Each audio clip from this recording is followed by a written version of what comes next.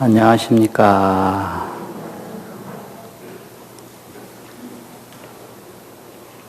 오늘 법문은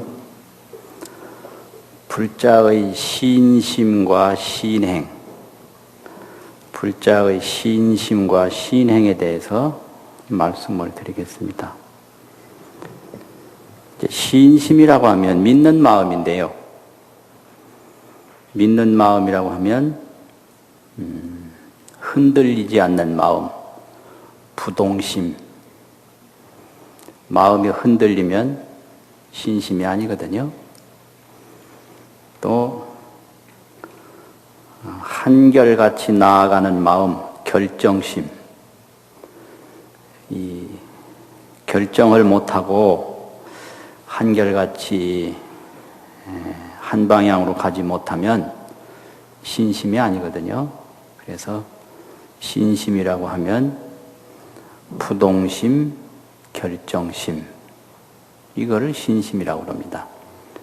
그래서 이런 마음을 가지고 이제 부지런히 끊임없이 닦고 또 닦고 실행하고 또 실행하는 것이 신행입니다. 그래서 신행이라 이러면 한 번, 두 번 하는 게 아니라 끊임없이 하는 거. 그게 중요해요. 끊임없이 하는 거. 또 멈춤 없이 하는 거. 부지런히 한다 이거죠. 신행. 그래서 이걸 끊임없이 멈춤 없이 계속 하는 거를 옛날 어른들은 간단하게 표현을 했는데요. 오래를 구자 두 개를 써서 구구, 오래 구구하면 이걸 동사화 시킨다 그죠. 오래다 이런 명사인데 오래하고 오래 하면 필요 입처라 반드시 되는 때가 있다. 입처 들어갈 입자하고 고처자인데 반드시 되는 경지가 있다. 그 우리나라 보조 스님, 고려 때 큰 스님인데 그분이 초발심 초심문을 지었는데요.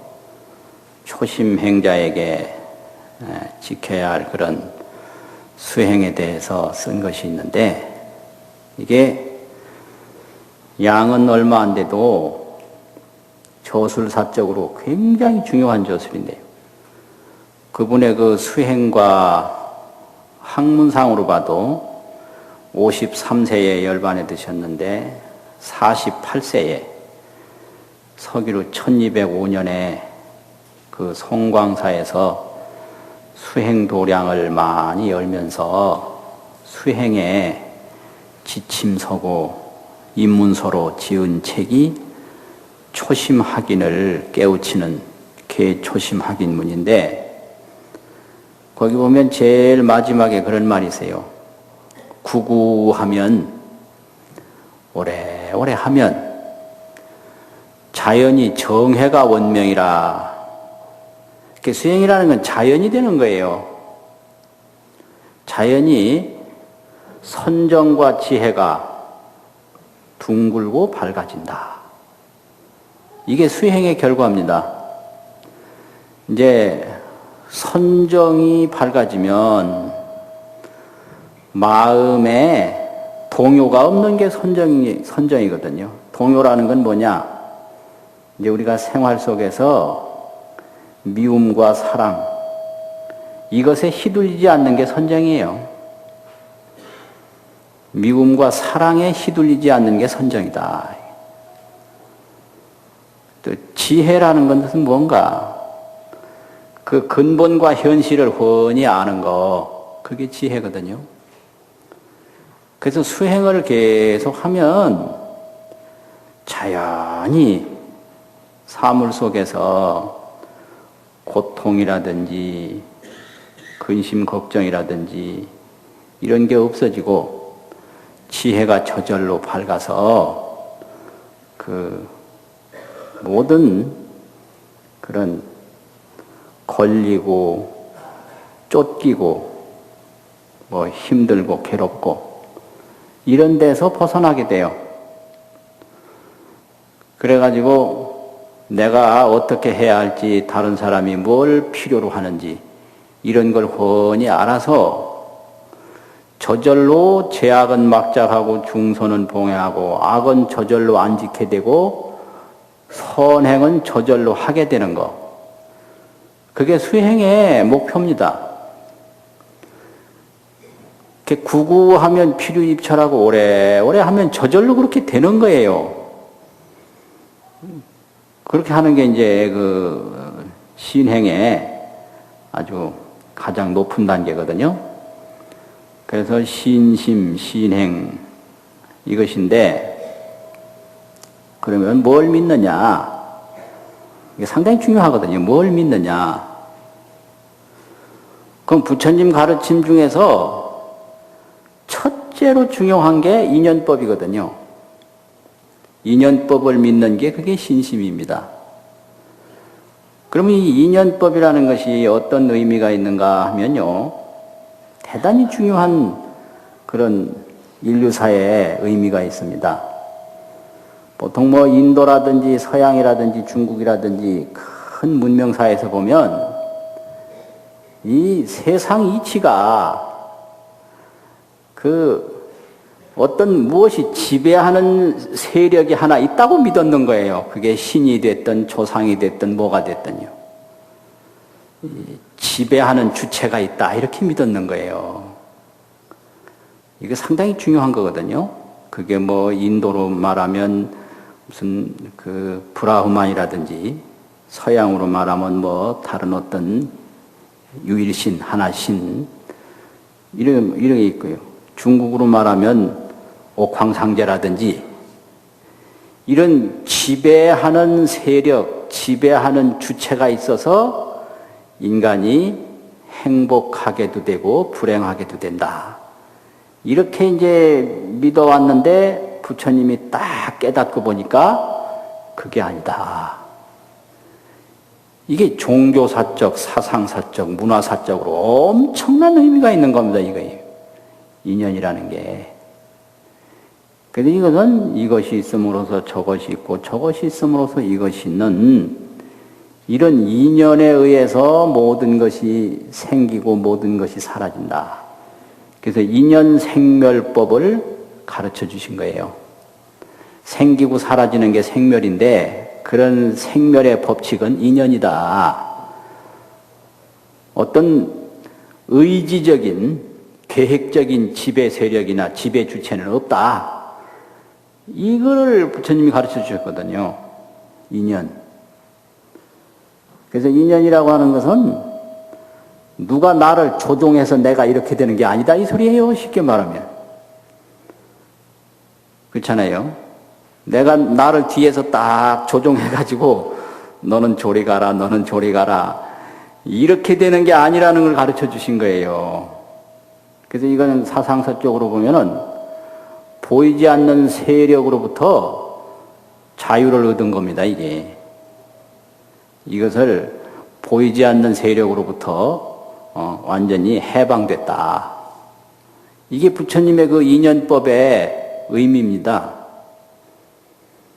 그러면은 뭐 때문에 사람들이 다 달라지냐? 누가 나에게 은혜를 준다든지 형벌을 주어서 보이지 않는 세력으로부터 지배를 받아서 이렇게 된 게 아니고 나의 업에 의해서 이렇게 된 것이다. 이렇게 된 거거든요. 그래서 나는 나에 의해서 형성된다. 이게 또 하나 중요한 또 하나의 가르침이에요. 이것이 그래서 이것은 바로 자업자득이라고도 하고 인간의 일체유심조라고 그러거든요. 이런 그 업을 어떻게 짓느냐에 따라서 달라지는 것이지 누가 나에게 벌을 주느냐 상을 주느냐에 따라서 달라지는 게 아니다. 이게 인연법의 연장된 가르침 아닙니까? 그러면 업은 누가 짓느냐? 내가 짓죠. 나는 어떻게 됐냐? 마음이 짓는 거예요. 그래서 이걸 신구의 삼업이라고 그래가지고 의업, 생각으로 짓는 거거든요. 구업, 말로 짓는 거. 신업, 행동으로 짓는 거.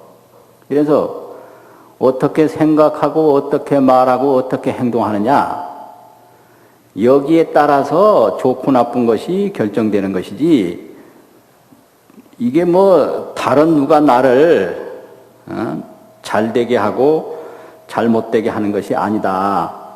이제 이런 거를 깨우쳐 주었기 때문에 이것에 대한 믿음이 엄청나게 중요한 겁니다. 이게요. 그냥 우리가 흔히 듣고 하니까 이것이 뭐 대단치 않은 것처럼 느낄지도 모르는데, 이걸 인류의 역사에서 한번 밝혀보면 어마어마한 일이에요. 이게 보통 일이 아닌 거예요. 그래서 부처님 가르친 점 중에 모든 이치는 인연에 의해서 이루어진다라고 하는 거 하나, 인연법하고, 또 하나는 각자 사람이 행복할 수 있는 능력을 가지고 있다라는 거예요. 이거 대단히 중요한 거거든요. 그러니까 잘 될 수 있는 능력도 있고 못 될 수 있는 능력이 있다라는 거죠. 그게 의지, 그게 마음이죠. 일체는 유심조다. 이게 뭘 의미하느냐면은 보이지 않는 그 예속으로부터, 보이지 않는 속박으로부터 해방시켜준 말이에요. 일체유심조라는 말이. 그게 보이지 않는 게 뭐냐? 흔히 말하는 팔자. 일체유심조라는 얘기, 모든 것은 마음에 의해서 이루어진다라는 얘기는요, 팔자로부터 해방됐고요. 우린 조상을 잘못 둬서 그렇다. 이 조상의 속박으로부터도 해방된 것이고, 또 천지 운수를 그렇게 타고났다. 이거 팔자와 같은 얘기인데, 역시 천지 운수의 노예로부터 해방된 것이고요. 저 어떤 하늘을 아무리 올라가 봐도 뭐가 없거든요. 근데 사람의 생각이 그렇게 만들어내는 거예요. 무엇이 지배하고 있다. 그런 그 보이지 않는 그 지배한다라고 하는 생각으로부터 해방시켜 준 것이 일체유심조입니다. 그래서 내 마음에 의해서 달라지는 것이지 다른 게 아니다. 이거 어마어마하게 노예를 주인으로 만들어준 말이에요. 그 말이에요. 운명에 의해서 결정된다, 어떤 선택에 의해서 결정되면 항상 그 세력에 딸려갈 수밖에 없죠. 노예예요, 노예. 나의 일을 내가 결정할 수 없는 게 노예의 특징이거든요. 요즘도 노예가 많아요. 자기 일을 자기가 결정 못하고 꼭 누구한테 의지해요. 이게 아주 안타까운 일이에요. 희한해요. 자기가 결정하고 자기가 책임지면 될 텐데, 책임 안 지려고, 이 세상에 공짜가 없습니다. 책임 안 지면 예속돼요. 책임을 안 지면 반드시 예속되게 마련이에요. 그러니까 내가 결정하고 내가 책임지는 이런 인격과 이러한 습관을 기르는 게 아주 필요하거든요. 보통 책임감 없는 사람들이 꼭 다른 사람 의견에 따라해요. 그래도 잘못되면 누가 하라고 해서 그랬다, 이제 스스로 빠져나가려고. 이거 아주 재미없는 거예요. 재미없어요. 그러니까 일체유심조다, 이것은. 완전히 모든 속박, 모든 예속으로부터 해방시켜 준 거예요. 이게. 그래서 마음을 어떻게 내서 업을 어떻게 짓느냐에 따라서 좋고 나쁜 게 결정되는 거지, 다른 누가 우리를 조절하는 세력은 없다. 모든 것은 인연에 의해서 생기기도 하고 인연에 의해서 없어지기도 한다. 이 어마어마한 얘기입니다, 이게. 그리고 세 번째로 중요한 것은요, 인간이 뭘 위해서 살아야 하는가? 삶에 대한 목표, 삶에 대한 가치인데요. 이게 또 상당히 중요해요. 대부분 보면 뭘 위해서 사는지 그 근본과 아주 지말적인 걸 혼동을 하고 있어요. 그 삶에 대한 그 가치와 삶에 대한 목적이 뭔지 이걸 혼동을 합니다. 예를 들면 행복한 것이 근본이냐, 권력과 재물을 많이 갖는 것이 근본이냐, 이거예요. 근데 권력과 재물을 많이 소유하고 장악해도 불행하다면 그게 의미가 없는 거 아닙니까? 그 권력과 재물이라는 게 행복을 위해서 필요한 건데 이런 거를 평소에 같이 혼란이 일어나가지고 행복은 생각지도 못하고 이 권력, 재물을 많이 소유하는 걸 목적으로 둔다 이 말이죠. 그래서 권력이나 재물 때문에 오히려 불행을 초래하는 이게 가치 이 혼란이거든요. 이런 거 상당히 많아요. 사랑도 마찬가지예요. 사랑이 목적이 아니라 행복이 목적이거든요. 그래서 사랑도 행복을 위해서 존재하는 건데 때에 따라서는 행복을 희생해서 사랑을 얻으려고 하는 경우가 또 있어요. 이 가치 혼란이에요. 그래서 행복은 팽겨치고라도 권력을 장악하고 싶다. 행복을 팽겨치고 재산을 소유하고 싶다. 이런 거요. 행복이야 뭐 어디 때 있든 간에 여하튼 내가 구하는 사랑을 구하고 싶다. 이제 이런 게 가치 혼란이거든요. 근데 행복을 희생시키는 어떠한 가치도 필요 없는 거거든요. 학문도 그래요. 학문이 왜 필요한가? 사람에게 행복에 도움을 주기 때문에 학문이 필요하지 인간을 불행하게 만들 때 학문 필요 없고요. 예술도 마찬가지예요. 예술이라는 게 왜 필요한가? 왜 노래를 잘 불러야 되나? 왜 춤을 잘 춰야 되나? 그 무슨 소용이 있어요? 다 사람에게 행복을 주는데 도움이 되기 때문에 필요한 거 아닙니까? 그래서 이걸 본말, 어떤 게 근본이고 어떤 게 지말이냐, 이 중요한 거거든요. 그럼 부처님이 삶의 가치, 삶의 목표를 뭘로 가르쳐 주셨는가? 이게 대단히 중요한 문제입니다. 그런데 부처님께서 가장 중요하게 생각하는 것은요, 고멸이에요. 고멸. 고에서 벗어나는 겁니다. 그 사성제 중에 왜 고제, 고성제, 집성제, 멸성제, 도성제 있잖아요. 그 사성제 중에 멸이라고 하는 게 제일 높은 건데 그게 고멸성제거든요. 고가 없어진 경지. 그게 해탈이에요. 그래서 이 세상에 어떠한 것보다도 고멸, 이 고통에서 소멸되는 게 가장 중요한 거다 이거죠. 고가 완전히 사라지면 그게 뭐 행복이죠. 그래서 출가도 고멸을 얻기 위해서 출가한 것이고요. 도를 닦는 것도 고통을 소멸시키려고 도를 닦는 것이고요. 깨달음도 깨달음이 목표가 아니에요. 고멸이 목표예요. 그래서 고통에서 고통을 벗어나고 고를 소멸하고 고통에서 벗어나기 위해서 닦다가 보니까 깨달음을 얻은 거예요. 처음부터 깨달음 얻으려고 한 게 아닙니다. 그 고통만 완전히 없다면 깨달음 안 얻어도 상관없잖아요. 그렇죠? 그래서 부처님이 출가해서 수도한 목적이 고멸입니다. 어떻게 하면 이 고에서 벗어날까? 그러다가 이제 깨닫고 보니까 그냥 고멸이 된 게 아니라 깨달음을 통해서 고멸이 된 거예요. 그러니까 깨달음이라는 것은 고를 소멸시키는 절차였다 이거예요. 그래서 이제 고멸을 어떻게 했느냐? 그 고라는 것은 무상이거든요. 다른 게 아니라 무상, 노병사 이거거든요. 고가 어디서 오느냐? 늙고 병들고 죽는 데서 오는 거예요.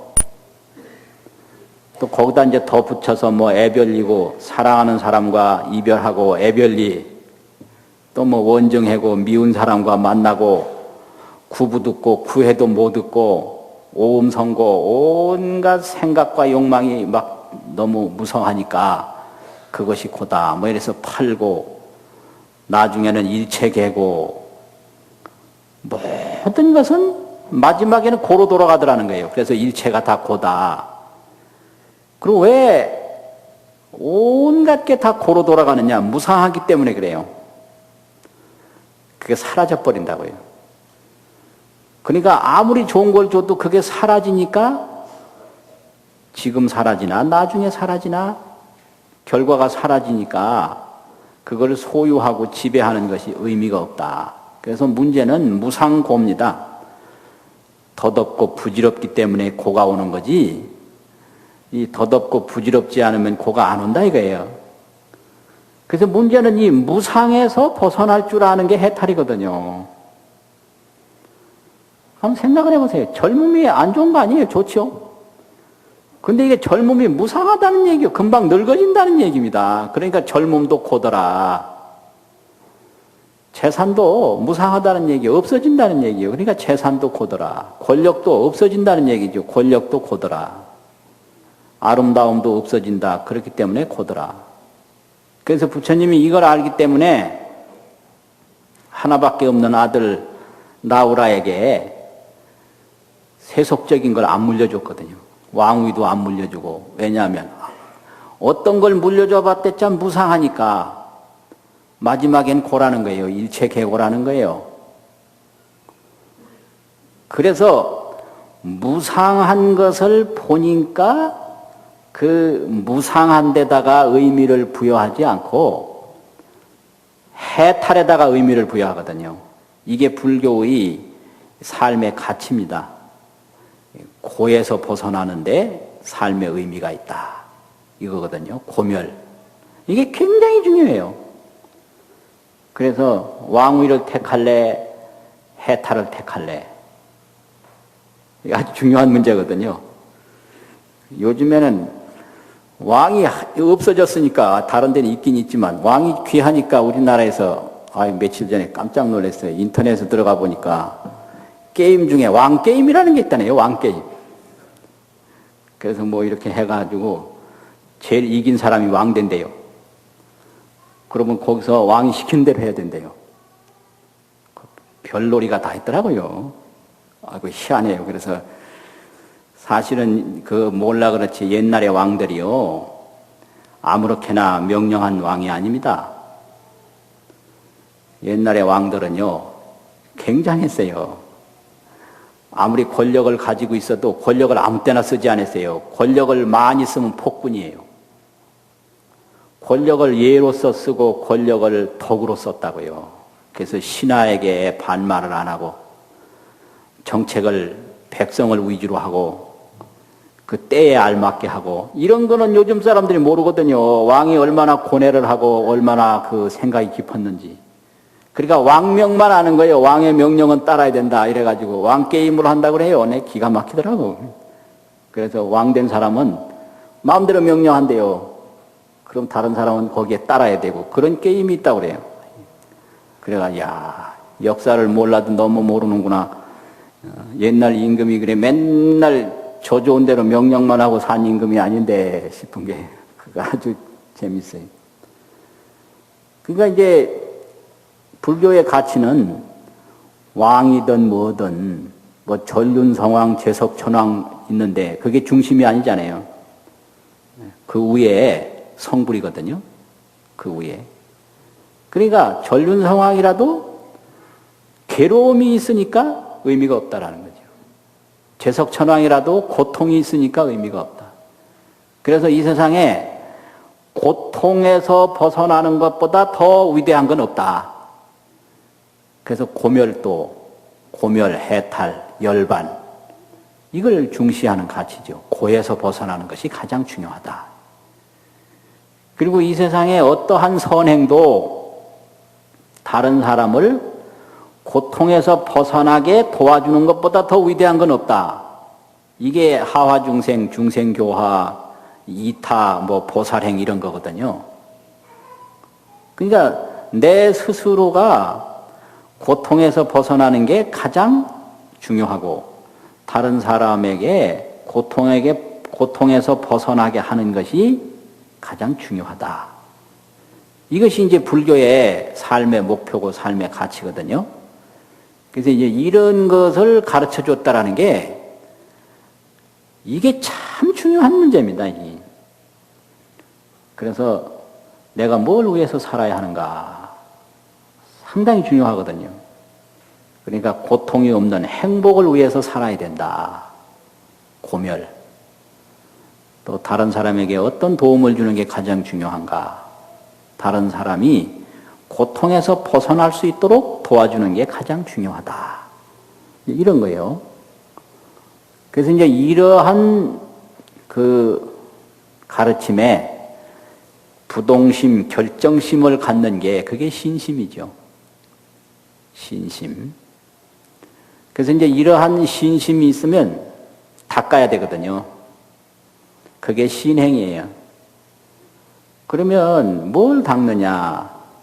이 고통에서 벗어나기 위해서는 이게 그냥 되는 게 아니죠. 첫째로 이게 복이 있어야 돼요. 복이 있어야. 왜 그러냐면 인간은 환경과 신체의 지배를 받기 때문에 그 훈련하는 대로 보이고 들리고 하거든요.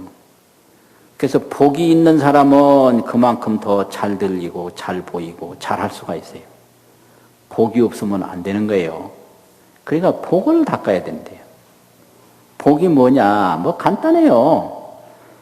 뭐 오복이라고도 하고 만복이라고도 그러는데 복은 좋은 게 다 복인데 첫째는 건강한 거죠.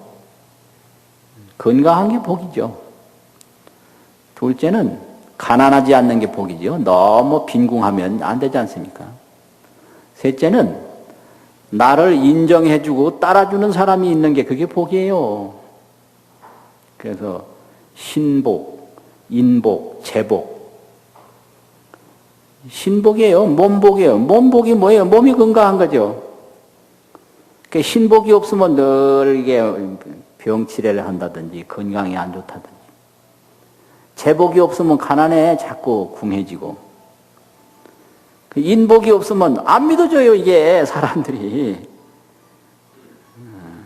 그 맞다고 저기서 소리가 나네. 맞죠?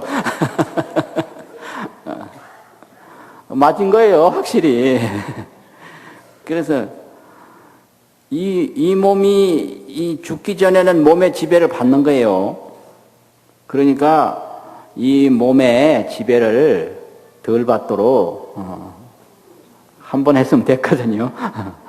그러니까 이제 그 몸이 건강하고 이 물질이 아주 부족하지 않고 사람들이 잘 나를 믿어주고 인정해주고 따라주면 그게 우선 복이거든요. 인복이 없으면 아주 곤란해요. 또 재복이 없어도 곤란하고 신복이 없어도 곤란하고. 그러니까 건강을 위해서 많이 애를 쓰는 거 그래야 건강하지. 누가 절대 건강을 갖다 주는 게 아니거든요. 그러니까 자기가 건강을 잘 지키지 못하고 부모 원망하는 사람 종종 있더라고요. 부모가 나를 늦게 낳아서 그렇다나 그래가지고 내가 아프다고. 그 잘못된 생각이에요. 아무리 늦게 낳았어도 내가 건강을 자꾸 만들어 가야 되는 거죠. 몸도 이게 훈련에 따라서 만들어지거든요. 반드시 만들어져요. 그리고 뭐 날씬한 거 좋아한다고 한 3일 굶었는데 살이 안 빠진다고. 이 몸이라는 게 조상 때부터 이렇게 형성되어 와가지고 자기 평생 이게 이루어졌는데 3일 만에 그게 고쳐지겠어요? 이것도 수행처럼 오래오래 해야 됩니다. 구구. 끊임없이 계속 하면 돼요. 3년 내지 5년만 쭉 마음 먹고 하면 반드시 될 거예요. 이게 타고난 게 없거든요. 몸 건강이라는 게. 굉장히 중요하고요. 그리고 물질도 이거 보면 좀 부지런히 해서 전략해서 쓰고 또 비축도 하고 또 다른 사람도 도와도 주고 이게 제복을 만들어가는 건데, 벌기는 적게 버는데 쓰기는 많이 쓰는 사람들이 상당히 많아요. 이게 뭐 정책이 잘못돼서 신용불량자 생겼다고 그러는데, 그걸 정치가들은 그렇게 말을 해야 돼요. 그런데 소비자들은 그렇게 말하면 안 됩니다. 정책 차원에서는 그게 너무 이 카드 정책을 잘못했다 말할 수 있는 건데요. 소비자 입장에서는 아예 정부 정책이 그렇게 된다 하더라도 자기 능력껏 카드를 사용해야지 대책 없이 쓰면 어떡하냐 이거예요. 누가 책임져요? 조상이 와서 그거 도와줄 줄 알아요? 안 돼요. 팔자가 그거 고쳐줘요? 안 되는 거예요. 그래서 카드 정책을 그렇게 방만하게 해도 소비자 입장에서는 이건 내가 책임질 수 없다. 자기 경제 능력만큼만 그걸 활용을 해야지 지나치게 하면 어떡하냐 이 말이죠. 그러니까 그것은 본인 책임도 있는 거죠. 순전히 정책 책임만 있는 게 아닙니다. 그러니까 예를 들면 그런 거예요. 그러니까 이걸 잘 써서 내가 책임질 만큼만 쓰고 나머지는 좀 검소하게 살고, 그래서 부지런하게 벌고 검소하게 생활하고 나머지는 복지코.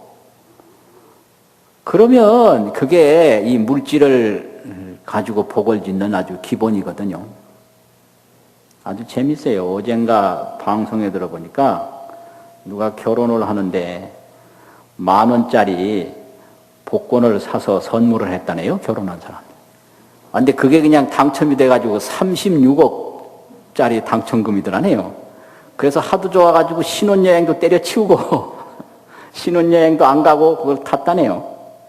그래서 10,000원짜리가 36억이 됐으니까 36만 배가 됐다. 그러면 그게 그 선물 받은 사람 건가요? 선물 한 사람 건가? 예? 선물 받은 사람 거가 돼야 되겠죠. 그러니까 이 사람이 참, 어떤 사람은 자기가 사서 갖다 주었고, 어떤 사람은 그걸 선물로 받았고, 그런 게 복이에요. 그런 게. 그렇지 않습니까?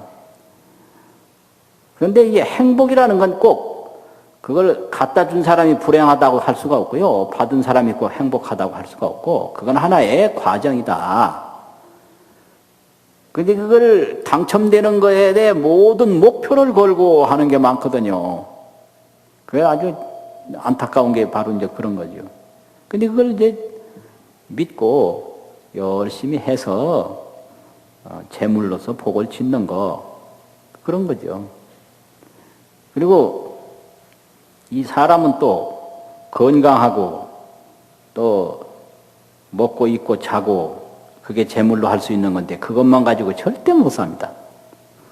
사람 속에서 성장하고 사람 속에서 생활하기 때문에 사람으로부터 인정받고 사람으로부터 사랑받는 게 이거 아니면 죽는 거예요. 이게 인복이라는 게 정말 무서운 겁니다. 그래서 인간이라는 건 다 인정 못 받아서 병나는 거죠. 그래서 왜 나를 인정해 주지 않느냐. 전부 그 감정 속에 들어가면 멍들어 있는데 인정 못 받은 데서 멍든 거예요. 그 노인들도 마찬가지예요. 노인이 요새 인정 잘 못 받잖아요. 큰 문제예요. 옛날에 노인이 값이 엄청나게 나갔는데 요새 값이 안 나갑니다. 노인이 값 안 나가는 세상에 우리가 살고 있다. 이게 아주 문제가 보통이 아니에요. 그래서 이 핵가족의 이제 핵가족이라고 하는 엄마, 아이, 3인 가족인데요. 3인 가족의 제6위의 인생이 노인이다. 부모. 노인은 3인 가족의 제6위의 인생이다. 6번째 지위에 올라간다는 거죠. 그럼 이게 뭐냐면은 이 3인 가족에 이제 아버지나 시어머니가 가서 얹혀서 살면 어떻게 되냐. 제 첫 번째 지위가 그 며느리, 애기 엄마가 제 1번이고, 두 번째 지위가 2번, 그 손자, 그게 2번이고요. 이제 세 번째 지위가 누구겠어요? 그 아들인가? 아니에요. 강아지. 그래서 그 핵가족에서 늘 그 며느리 그 아이 엄마하고 아이하고 강아지하고 서희만 사는 거예요. 서희만. 그 다음에 이제 네 번째 지우이가 낮에는 맨날 가서 일하고 저녁마다 오는 아들, 남편이에요. 다섯 번째 지우이가 가끔 와서 일해주는 파출부 아줌마. 여섯 번째 지우이가 아무것도 할 일도 없고 고난도 없고 능력도 없는 시어머니나 시아버니가 제6위의 인생이라는 거예요. 제6위. 거짓말 같아요? 그러니까 이 핵가족에 요새 노인들이 역할이 없는 거예요. 역할이 없으니까 지위가 없는 거 아닙니까? 그러니까 강아지보다도 못하고 팥줄보보다도 못하다. 이런 거예요. 이래가지고 노인이 어떻게 행복하겠습니까? 문제거든요. 그러니까 인정을 받는다는 게 이렇게 중요한 거예요. 인정을 받는다는 게. 그러니까 이런 시대를 어르신들이 잘 이해를 해서 자기 의미를 자기가 만들어야 됩니다. 팔자 타령하고 세상 타령해봤자 소용이 없는 거예요. 그러니까 왜 나를 안 알아주느냐? 이거 상당히 중요하거든요. 왜 나를 사랑해주지 않느냐? 그래서 모든 남성들을 조사해 보니까 왜 나를 사랑해주지 않느냐는 데서 병이 되고, 참, 나를 왜 인정해주지 않느냐는 데서 남자의 속병이 거기서부터 온다는 거예요. 인정받지 못하면 남자는 아주 죽는 거예요. 그러니까, 대단하다고. 처음에는 거짓말로 자꾸 하면요, 내중에 진짜 돼요, 그게. 그리고 모든 여자를 조사를 해보니까 사랑을 받지 못한다는 데서 모든 속병이 다 생기더라는 거예요. 그러니까 거짓말이라도 저 다란이 외우듯이 사랑한다, 사랑한다, 사랑한다. 대단하다, 대단하다, 대단하다 이러면 그 말대로 되는 거예요, 그게. 그 남편한테 뭐 아들한테 대단하다, 대단하다, 대단하다 맨날 그렇게 하고 사랑한다, 사랑한다 그러면 정말로 사랑받을 짓을 하게 되고 인정받을 짓을 하게 되거든요. 이제 그런 게 바로 이게 복을 짓는 거예요. 그래서 내가 인정한 만큼 인정을 받고 내가 사랑한 만큼 사랑을 받는다. 이게 닦는 거죠. 자업자득이라는 게. 팔자에 의해서 내가 인정 못 받는 게 아니고 내가 업을 잘못 지어서 인정 못 받는다. 이런 거예요. 그 얼굴 잘못 태어났다고 사랑 못 받는다고 그래서 자꾸 수술만 해봤댔자. 같이 살다 보면 얼굴이 잘생겼는지 못생겼는지 모른다 그래요. 가끔 만나야 얼굴이 보이지 늘 같이 자고 같이 밥 먹고 하다 보면 얼굴이 안 보인다는 겁니다, 이게. 그래서 생활을 고칠 생각을 안 하고 얼굴만 뜯어 고칠 생각을 하면 가끔 만나는 사람한테는 효력이 있어요, 진짜. 그렇잖아요. 근데 늘 있는데 어떻게 효력이 있습니까? 이게 마비가 돼가지고 모르거든요. 그래요, 사실이에요. 아니, 늘 같이 만나는 사람이 얼굴 잘났나 못났나 몰라요. 모르는 거예요. 그러니까 이렇게 닦는 거, 이게 신행이거든요. 복을 닦고 또 사람을 인정하고 사랑하고 또 내 건강을 닦고 그런 거예요. 그 다음에 이제 마음을 닦는 건데요. 이 마음을 닦는 게 이제 두 가지가 있는데 첫째는 내가 사람과 물질에 하는 거는 작은데 너무 많이 기대를 해요. 이걸 집착이라고 합니다. 집착이라고 하는 것은 물질에 너무 의지하고 사람에 너무 의지하는 거예요. 그래서 뭐 좋은 물건이 있으면 그걸 꼭 갖고 싶고 무슨 뭐 있으면 물질이 있으면 그걸 꼭 소유하고 싶고 사람도 마찬가지고. 그래서 근심 걱정이라고 하는 것은 이 물질이나 사람에게 자꾸 끌리고 매이고 집착하는 데서 생기는 거거든요.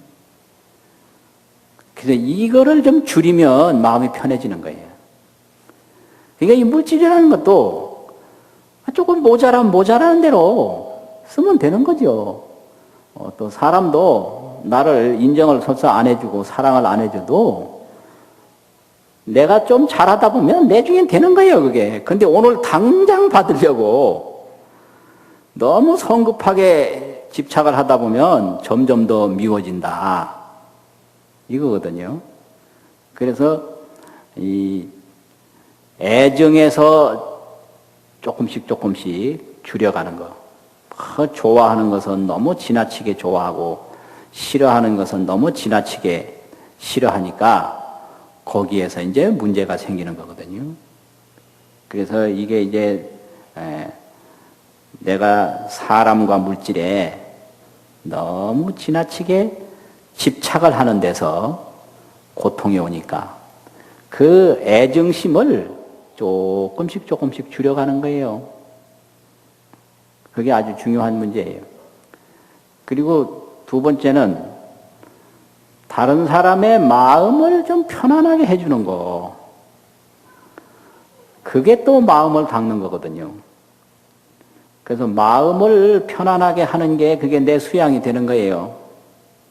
자기를 절제하지 않고서는 다른 사람의 마음을 편안하게 해줄 수가 없지요. 그래서 이런 건데 이거를 이제 보통 마음 닦는다 이러면 참선을 생각하고 참선한다 이러면 딱 몸부터 이렇게 고쳐요. 이건 몸을 바로잡는 거지 마음 닦는 게 아니지 않습니까? 체조 그렇잖아요. 뭐 운동.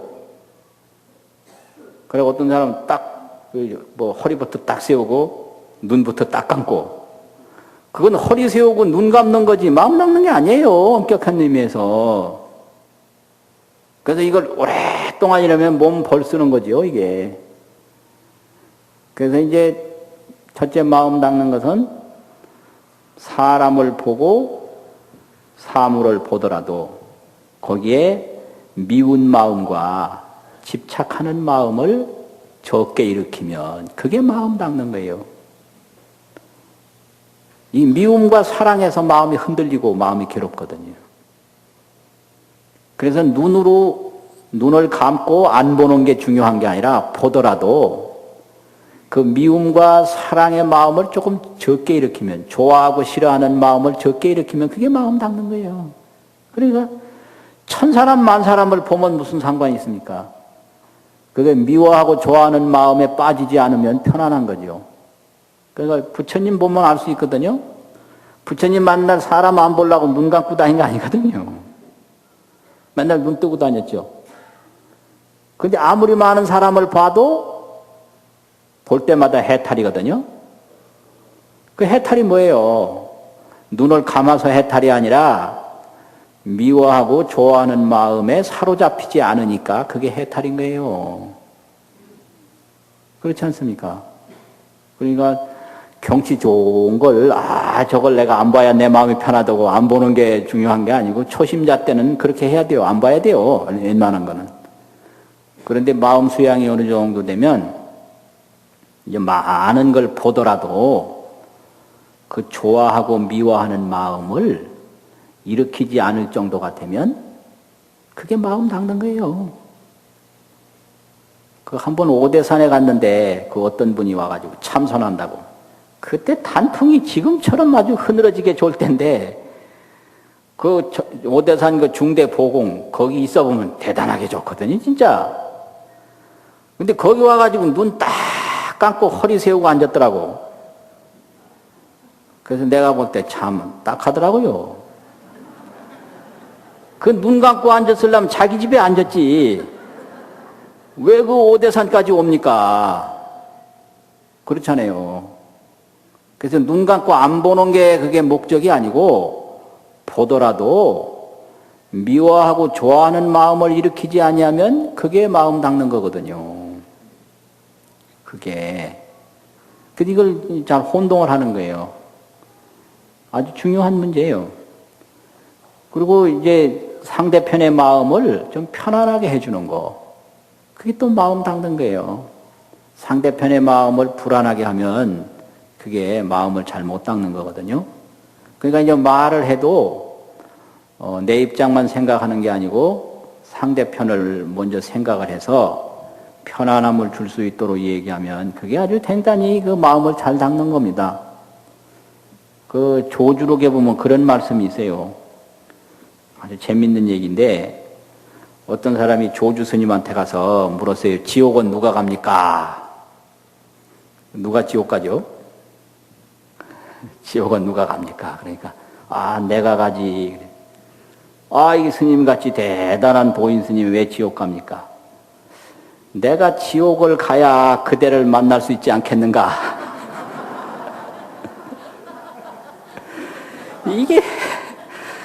이게 얼마나 멋진 얘기예요. 참 결론은 네가 지옥 간다 이 말인데요. 그렇잖아요. 그런데 네가 지옥 간다. 지옥 갈 사람은 너다. 이렇게 말하면 얼마나 상처가 됩니까 이게. 그렇잖아요. 그런데 내가 가지. 왜 갑니까? 그러니까 내가 지옥을 가야 너를 만날 수 있지 않나. 그러니 너 만나러 지옥 간다 이 소리요. 그러니까 지옥 가는 주인공은 누구요? 바로 그 사람이잖아요. 이런 상대편에 대한 배려, 아량, 이게 바로 마음 닦는 겁니다. 이게 편안하게 해준다. 편안하게 해준다 이거죠. 또 마지막엔 덕을 닦는 건데요. 덕을 닦는다. 덕을 닦는 건 뭐냐? 상대편을 자꾸 북돋아서 그 사람이 좋은 일 하게 하는 거. 그게 덕을 닦는 겁니다. 북돋아야 돼요, 사람은. 능력이 있기는 있는데 쓰지를 못하거든요, 사람이. 그러니까 자꾸 지금 능력만 보는 게 아니라 앞으로를 봐서 자꾸 북돋아서 뭐 이런 일도 해보고 이런 일도 해보고 얼마든지 할 수 있다고 격려도 하고 칭찬도 하고 그래서 그 사람이 그 좋은 일을 할 수 있도록 자꾸 기회를 만들어주고 분위기를 조성해주는 거, 그게 덕을 닦는 거거든요. 그렇게 하면 그것이 바로 신행이에요. 믿고 행하는 거다 이거죠. 그래서 사람은 이 능력을 가지고 있는데요. 능력이라는 게 뭐냐? 우리가 가지고 있는 이 눈으로 우주의 오묘한 이치를 볼 수 있다는 거예요. 그게 뭐 내세에도 물론 된다 이렇게 하지만요. 이제 내세까지 기다리기만 있으면 안 되는 거예요. 그래서 다 일생성불, 대신범부, 범부는 범부인데 큰 마음을 갖게 하는 게 그게 불교입니다. 그래서 부처님 제자한테 해탈하라고 그랬지 내생에 해탈하라 그거 아니에요. 그러니까 우리 이 길을 가지고 우주의 소리를 들을 수 있고 우리 눈을 가지고 이 삶과 죽음이 없는 오묘한 이치를 볼 수가 있는 거예요. 그리고 당장 우리가 행복할 수가 있는 거예요. 그래서 걱정 근심 안 하면 그게 해탈이고 그게 행복인데 사람들은 이 업에 자꾸 끌려서 미움과 좋아하고 미워하는 그런 애정에 끌리고 또 끌리고 자꾸 끌려서 그걸 실행을 못해요. 그래서 늘 바로 행복할 수 있는 힘이 있는데 그걸 이루지 못한다 이 말이죠. 그러니까 오래오래 하면 반드시 된다고 했듯이 또 닦고 또 닦고 하고 또 하고 또 실행하고 또 실행하고 그러면 저절로 되는 거죠. 이게 기다린다고 되는 게 아니거든요. 근데 이제 닦는 것 중에 제일 그 문제가 되는 게 하지는 않으면서 기다리기만 하는 거예요. 그래서 대오 수행은 이거는 절대 안 된다. 대오, 깨달음을 기다리면서 닦는 거, 이건 안 된다는 거예요. 그래서 깨달음을 기다리지 말고 하고 또 하고 닦고 또 닦고 그러면 자연이 되는 거지 억지로 되는 게 아니다. 이게 수행의 묘법입니다. 기다리지 말고 끊임없이 하라 이거예요. 기다리지 말고 끊임없이 하라. 그러면 그게 신행이거든요. 그래서 우리는 이 짧은 인생에 훌륭한 불법을 만났으니까 그 신심을 잘 간직하고 자꾸 닦아서 행복하게 될 수 있도록 노력하는 게 매우 중요합니다. 성불하십시다.